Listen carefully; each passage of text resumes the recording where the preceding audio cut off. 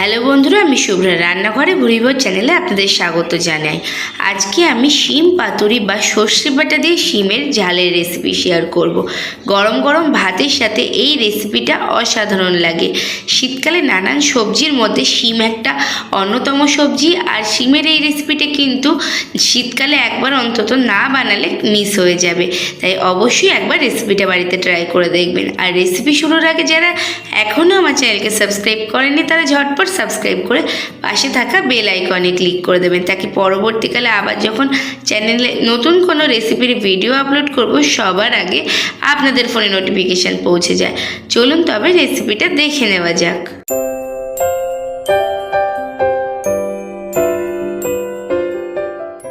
শিম পাতুরি বানানোর জন্য এখানে আমি 400 গ্রাম শিম নিয়েছি, আর দুই মাথা থেকে এরকমভাবে কেটে আঁশটা ছাড়িয়ে নেব। আপনারা মোটামুটি সবাই শিম কাটতে পারেন, আমি এরকমভাবে আঁশটা ছাড়িয়ে নিচ্ছি। আর শিমটাকে আমি কাটবো না, গোটাই রান্না করব। আপনারা চাইলে দু টুকরো করে নিতে পারেন, তবে আস্ত রান্না করলেও কিন্তু শিমটা দেখতে বেশ ভালো লাগে। তো দেখে নিন, আমি এইভাবে সমস্ত শিমগুলো আঁশগুলো ছাড়িয়ে নিয়েছি। এবার আমি একটা মশলা তৈরি করে নেবো। তার জন্য নিয়ে নিচ্ছি মিক্সিং জারটা, আর দিয়ে দিচ্ছি 4টে কাঁচা লঙ্কা। ঝালটা কিন্তু আপনারা স্বাদ অনুযায়ী কম বেশি করে নিতে পারেন। আর দিয়ে দিলাম 2 চা চামচ কালো সর্ষে, 2 চা চামচ সাদা সর্ষে, দিয়ে দিচ্ছি 2 চা চামচ পোস্ত, আর হাফ চা চামচ বা স্বাদ মতো লবণ দিয়ে একটা মিহি পেস্ট বানিয়ে নেব সামান্য পরিমাণ জল দিয়ে।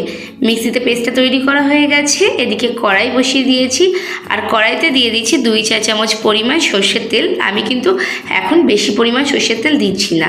তেলটা গরম হয়ে গেলে দিয়ে দিচ্ছি হাফ চা চামচ কালো জিরে, আর কালো জিরেটা তেলের উপর 1 মিনিট মতো নেড়ে নিচ্ছি হাই টু মিডিয়াম ফ্লেমে। এরপর ফোড়নটা হয়ে গেলে দিয়ে দিচ্ছি শিমগুলো, আর শিমগুলো দিয়ে একটু ভেজে নেব। আমি একটু নেড়ে চেড়ে নিচ্ছি হাই টু মিডিয়াম ফ্লেমে দিয়ে, নেড়ে চেড়ে একটু মিশিয়ে নিচ্ছি।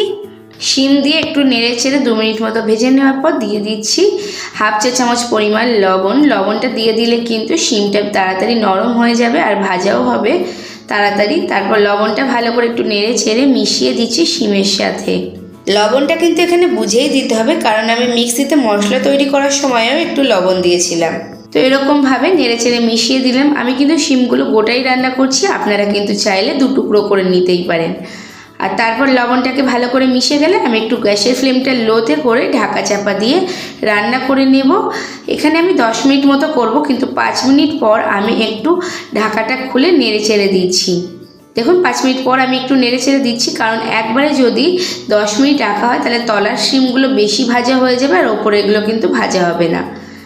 তার জন্য একটু নেড়ে চেড়ে দিয়ে আবারও একটু ঢাকা চাপা দিয়ে দেব। আর এরপর ঢাকা চাপা দিয়ে আরও 5 থেকে 7 মিনিট রেখে দেবো। মোটামুটি 10 থেকে 12 মিনিট মোট ভাজাটা করব। এরপর আরও 5 থেকে 7 মিনিট পর ঢাকাটা খুলে নিচ্ছি। এই পর্যায়ে শিমের থেকে একটু জল বেরোবে, তার জন্য গ্যাসের ফ্লেমটা একটু বাড়িয়ে দিয়ে জলটাকে টানিয়ে নেব। আর শিমগুলো কিন্তু মোটামুটি একটু ভাজা হয়ে গেছে আর বেশ কিছুটা সেদ্ধও হয়ে গেছে।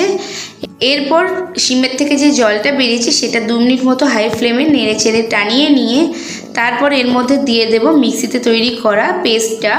আর এখানে কিন্তু আমি অর্ধেক মশলাটা দিয়েছি, সর্ষে আর পোস্ত যে মশলাটা বানিয়েছিলাম সেটা আমি অর্ধেকটা দিয়েছি, আর অর্ধেকটা দিয়ে শিমের সাথে ভালো করে নেড়ে চেড়ে মিশিয়ে নিচ্ছি। বাকি মশলাটা কিন্তু আমি রান্নাতে পরে অ্যাড করব। তো এরকমভাবে ভালোভাবে নেড়ে চেড়ে মিশিয়ে নিতে হবে 2 থেকে 3 মিনিট মতো, যতক্ষণে ভালোভাবে শিমের গায়ে মশলাটা কোট করে যায় ঠিক ততক্ষণ পর্যন্ত। 2 থেকে 3 মিনিট পর্যন্ত শিমের সাথে মশলাটাকে ভালো করে নেড়ে চেড়ে মিশিয়ে নিয়েছি। এরপর দিয়ে দিচ্ছি হাফ কাপ পরিমাণ জল। খুব বেশি জল দেবো না, কারণ এটা কিন্তু শুকনো শুকনোই বেশি ভালো লাগে। আর জলটা দেওয়ার পর আবারও একটু জলটার সাথে নেড়ে চেড়ে মিশিয়ে নিচ্ছি ভালোভাবে, যাতে সমস্ত কিছু মিশে যায়। আর তারপর জলটা ফুটে ওঠা পর্যন্ত ওয়েট করব। আর এই পর্যায়ে কিন্তু গ্যাসের ফ্লেমটা বাড়িয়েই দিতে হবে।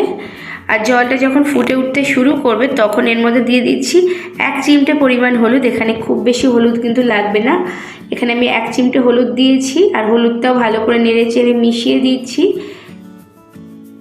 আর তারপর ঢাকা চাপা দিয়ে রান্না করে নেব।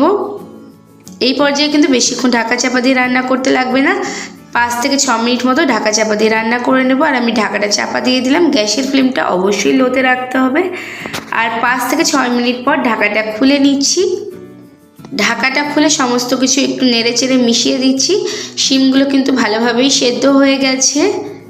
এ পর্যায়ে আমি হাফ চা চামচ চিনি অ্যাড করেছিলাম, যেটা আমি স্কিপ করে গেছি। তবে নিরামিষ রান্নায় চিনিটা দিলে কিন্তু বেশ ভালো লাগে, চাইলে আপনারা এটা অ্যাভয়েড করতেই পারেন। এরপর আমি দিয়ে দিচ্ছি বাকি তৈরি করে রাখা মশলাটা, আর মশলাটা দিয়ে নেড়েচেড়ে মিশিয়ে নিচ্ছি।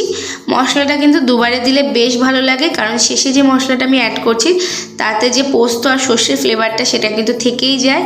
আর দিয়ে দিচ্ছি 4টে চেরা কাঁচা লঙ্কা আর 2 চামচ পরিমাণ কাঁচা সর্ষের তেল। এই রান্নাটায় কিন্তু কাঁচা সর্ষের তেলের ঝাঁজটা ভীষণ ভালো লাগে। আর তারপর সমস্ত কিছু একটু নেড়েচেড়ে মিশিয়ে দিচ্ছি। গ্যাসের ফ্লেমটা অফ করে দিয়ে 10 মিনিট মতো স্ট্যান্ডিং টাইম দিয়ে আমি সার্ভ করে দেব। সর্ষের তেলটা দিয়ে সাথে সাথে কিন্তু গ্যাসের ফ্লেমটা অফ করে দিতে হবে, না হলে সর্ষের তেলের কাঁচা ঝাঁজটা কিন্তু কেটে যাবে।